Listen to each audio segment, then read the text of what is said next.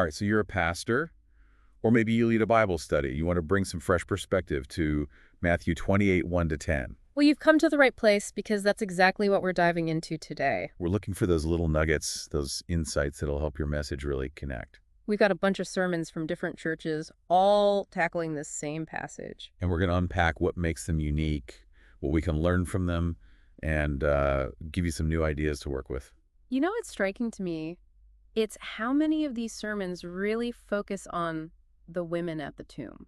Yeah, like it's this detail that we might gloss over, but there's so much depth to unpack there. Absolutely. Calgary Community Church really hits on this. They point out how radical it was for women to be the first witnesses to the resurrection. Right, because in that society, a woman's word didn't carry a lot of weight. Exactly. So the fact that they're the ones chosen to see the risen Christ first, it makes a huge statement. It's like this subversive detail that throws the whole power structure into question. And it's perfect for a sermon because it challenges those traditional assumptions right from the start. Then you have Woodbury Lutheran Church, Mm. and they use this really interesting image of the angel. Oh, yeah. They describe him as just casually sitting on the stone like he's taking a coffee break. It's such a great contrast because you have this momentous event, the resurrection of Jesus. And the angel is totally unfazed. Mm. It's like saying, hey, this is normal. This is how God works. It makes you wonder if even the angel is so chill about it, maybe we can all afford to relax a little. Right. Like maybe we don't need to overcomplicate things. God's got this. But speaking of unexpected, Elevation Church takes a really fascinating approach with this whole concept of the in-between. Oh, yeah, the in-between. It's this idea that there are these liminal spaces in the Christian journey. And they connect it to Jesus post-resurrection, but pre-ascension.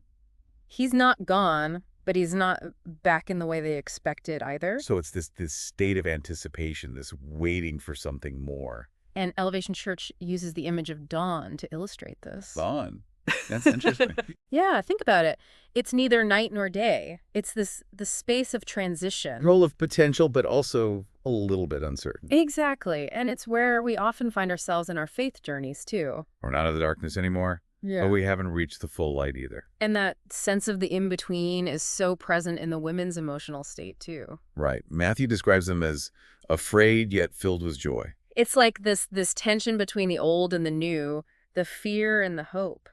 And Elevation Church connects this to Viktor Frankl. Oh, yeah, the Holocaust survivor and psychologist. They quote him saying, between stimulus and response, there's a space.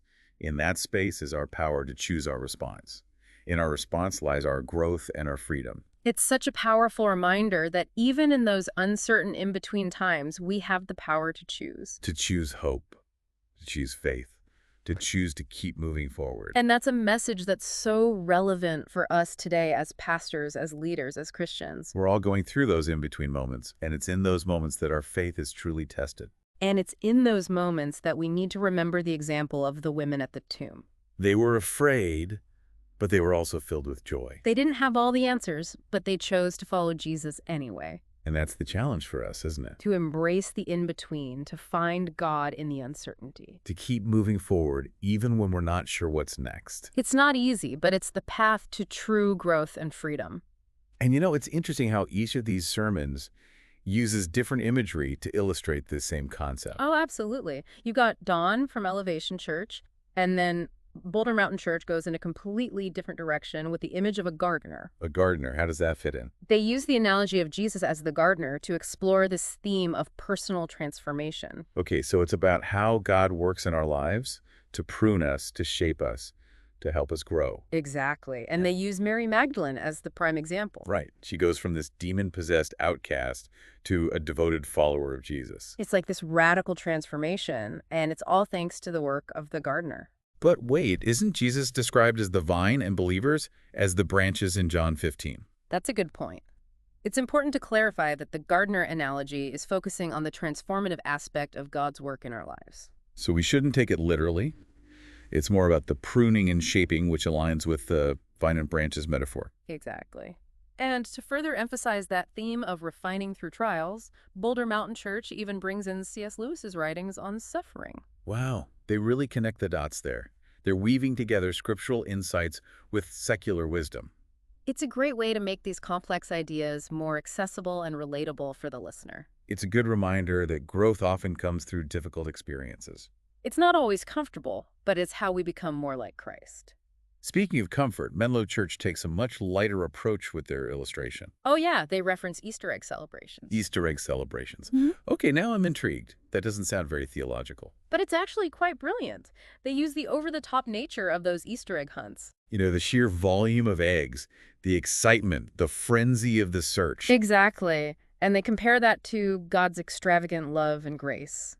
Okay, I kind of love that. It's unexpected, it's lighthearted, but it really drives home the point. God isn't holding back. He's pouring out his blessings in abundance. And it's a great way to bring some humor into the sermon while still delivering a powerful message. It's a reminder that faith doesn't have to be all serious and somber.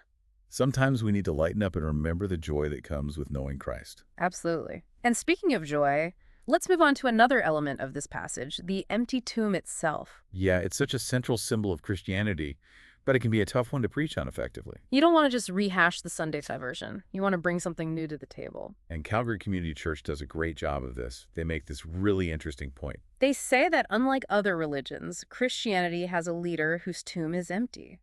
It's such a simple statement, but it's so profound. It gets to the heart of what makes Christianity unique. It's not about venerating a dead prophet.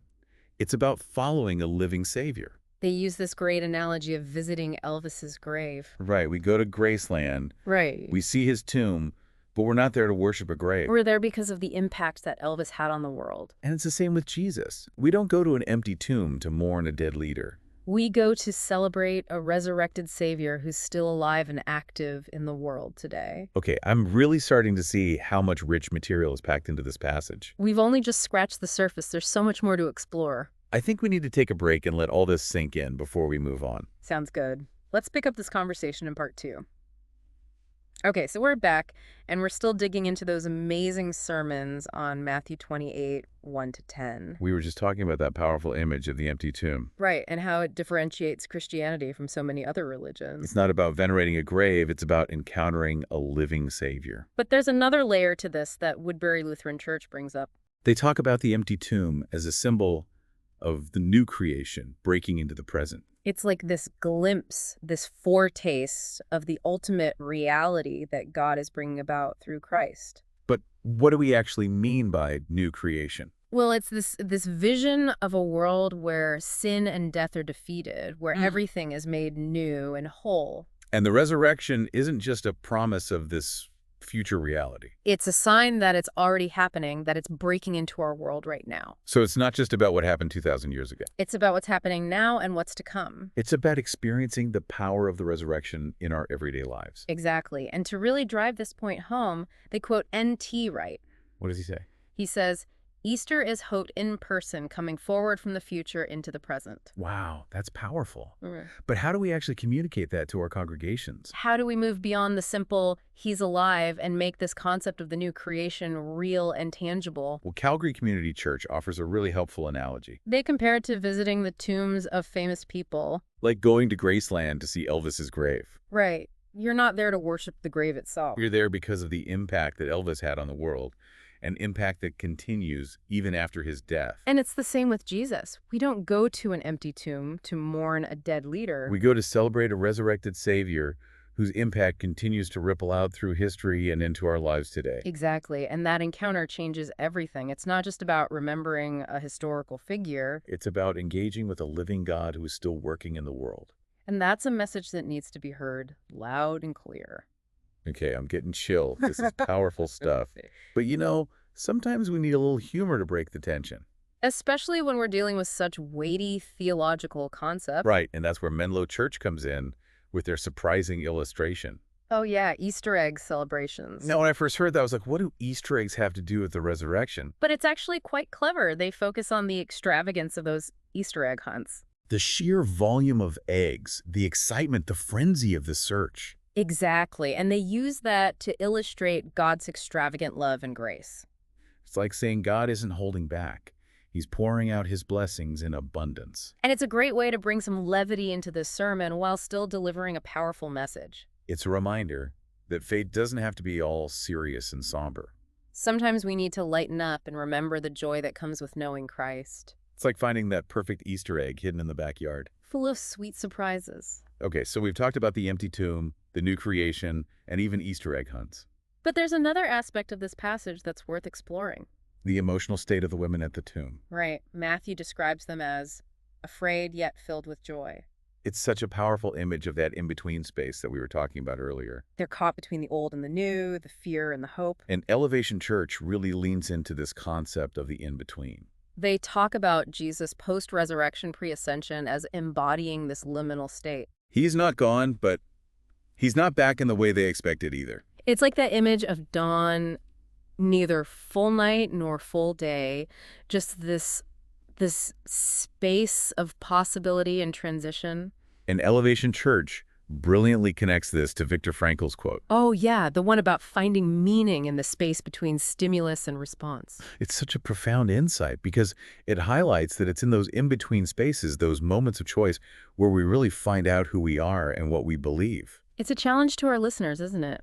How do we as Christians find God's purpose in those messy in-between times? How do we make choices that reflect his love and grace, even when we're afraid, even when we don't have all the answers? It's not easy, but as these sermons remind us, the resurrection isn't just a past event. It's a present reality that gives us hope, strength, and the power to face whatever comes next. And that's a message that's especially relevant for pastors and church leaders. Because let's be honest, ministry can be filled with those in-between moments. Those times of doubt and uncertainty when we wonder if we're making any difference at all. And that's where the message of the resurrection becomes so vital. It reminds us that even in the midst of darkness and uncertainty, there's always hope.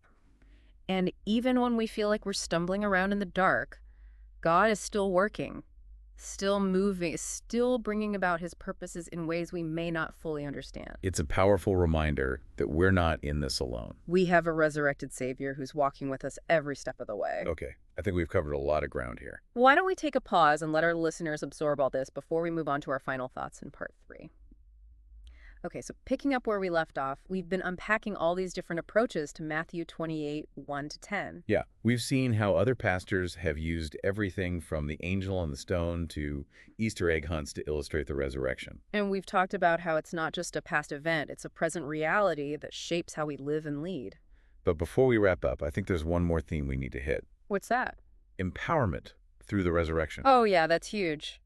And Solid Rock Church really dives into this. They bring up that verse from Philippians 4.13, I can do all this through him who gives me strength. It's a great reminder that because Christ rose, we can overcome any obstacle, any challenge. We're not powerless. We have the strength of the risen Christ within us. And they don't stop there. They also bring in 1 Peter 3.18-19. Which talks about Jesus continuing to free souls even after his death. It's like this ripple effect. The resurrection isn't just a one-time event. It's a force that's still at work today, breaking chains and setting people free. And that brings us to a final thought, something for you and your listeners to really chew on. Hey, lay it on me. If the resurrection is truly this taste of the new creation breaking in right now, how does that change the way you lead? That's a good one. It's not just about understanding it intellectually. It's about letting it transform us, letting it shape our ministries, our interactions, everything. So it's not just preaching about a past event. It's inviting people into this present reality, this reality of hope and healing and transformation. And it's about living that reality out ourselves. Showing the power of the resurrection in how we love, how we serve, how we lead. It's a challenge, but what an incredible privilege. Because when we grasp the resurrection, it changes everything.